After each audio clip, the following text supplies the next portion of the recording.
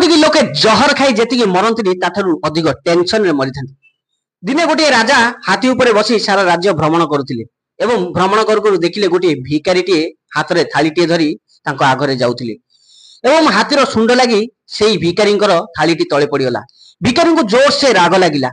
से तुरंत आसी हाथीर लांज को जाबुड़ी धरने लगिला एवं शत चेष्टा कले हाथी आग को बढ़ी पारा ना। यह देखी राजा आश्चर्य हो गले। जेतेबेले से पछक बुली चाहिए देखिले भिकारी टे हाथीर लांज को जाबुड़ी धरछि एवं से तुरंत हाथी ऊपर ओली जाई तल को आसिले एवं भिकारी पाखक आसिले। भिकारी को पचारे तुम स्थान ये फुटपाथ नुह, तुम स्थान हूँ राजदरबार रे। तो मो सहित चलतु राजदरबार रे प्रतिदिन भोर 4 उठी राज मंदिर रे दीप लगेब एवं यह हूँ तुम काम आउ सेठी तुम सुसाद्य खाइब। तो यह शुणी भिकारी बहुत खुशी हो गला कहीं ना प्रतिदिन ताकू किछि भल भल खाद्य खाइबा पई मिलिबो। दिने वाद विवाद रे एमिति चली थाए। आउ गोटे राज्यर राजा से राज्य को आसिले भ्रमण करबा पई। दुईक राजा दिने कथा होतिले। एमिति कथा हो वाद विवाद रे से राजा कहबाकू लागिले मो राज्यर सैन्य तो सैन्य एवं भिकारी मध्य मो राज्यर बहुत शक्तिशाली। मो राज्यर भिकारी मध्य गोटे हाथी को निज ताकत रे अटकई पारे। तो यह शुणी अन्य राजा आश्चर्य होगा लगिले कहले मु एही दृश्य देखिबा पई चाहूची, शीघ्र यह करंतु। तो राजा तुरंत भिकारी को पाखो गले एवं कहले देख भाई यह हूँ मो इज्जतर कथा। अन्य राजा सहित मु वाद विवाद करी एही कथा कहिची आउ आज मोर इज्जतर कथा तू एही मोर इज्जत रखिबु। तो भिकारी यही कथा शुणी ठीक अच्छी कही महाराज हाथी की डकांदु। तो हाथी की जितेबाला डका गला भिकारी कौन कला पूर्व परी हाथीर लांज को जाबुड़ी धरने को लगिला। किंतु एथर खेल पूरा ओलटी जाइतिला।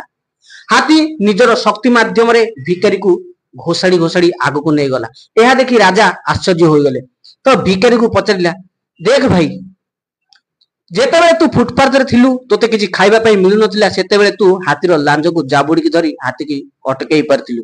किंतु एते एबे मध्य तू राज दरबार रे अछु एते सुसाद्य बा सुखाद्य खाई मध्य तोर शरीर रे ताकत नहीं, तू आज हाथी को अटकई पारल नहीं। तो भिकारी हसिकी कहला मते टेंशन खाइदेला। तो टेंशन कौन ना जेतेबेले मु फुटपाथ रे थिली सेतेबेले ना कोनसी चिंता थिला। मु केतेबेले खाउथिली ना केतेबेले सोउथिली ना केतेबेले उठुथिली किछि चिंता नथिला। जेतेबेले मु राज दरबार को आसिली मते अधिक टेंशन हो गला कहीं ना भोर 4 रे केतेबेले उठिबी केतेबेले मंदिर दीप लगेबी केतेबेले फूल तोलिबी। तो सदा बेले मो मुंड रे टेंशन घारी रहउथाय। केतेबेले 4टा राती हबो केतेबेले मु उठिबी सब बेले मु सोइला बेले टेंशन रे सोई थाय। तो सेति पई मोते टेंशन खाई गला मो देह मध्य वीक हो गला। तो एहाडू आमे कोन शिखिबा। तो आजिकाली मनीष मध्य जेतेबेले से राती रे सोई थाय ता मन भितरे अनेक टेंशन नै सोई थाय कहीं कि ना टेंशन होची मनीषर शत्रु। जेतेबेले से टेंशन नहीं थाए ताकू अनेक रोग मारी बसी थाए जहा फल से असफल होता है और निज शरीर मध्य क्षति होता है। जदि आमे एमिति टेंशन करिबा ताहले केबे मध्य आगु बढ़ी परिबा नाही। तो निज कर्म उपरे भरोसा रखंतु आउ बिना टेंशन रे कर्म करि चलंतु। जहा हबार थिबो भगवान सब ठीक कर नेबे। तो जदि वीडियोटी भलो लागिथिबो ताहले वीडियो को लाइक करी कमेंट माध्यम रे निश्चय जणाबे। आउ हमर एही परी नुवा नुवा कहानी जानिबा पई हम चैनल को सब्सक्राइब करी घंटी बटन को दबाइबा पई जमारू भूलिबे नै। तो आज पई वीडियोटी को एटू रखुची। जय जगन्नाथ, जय हिंद, जय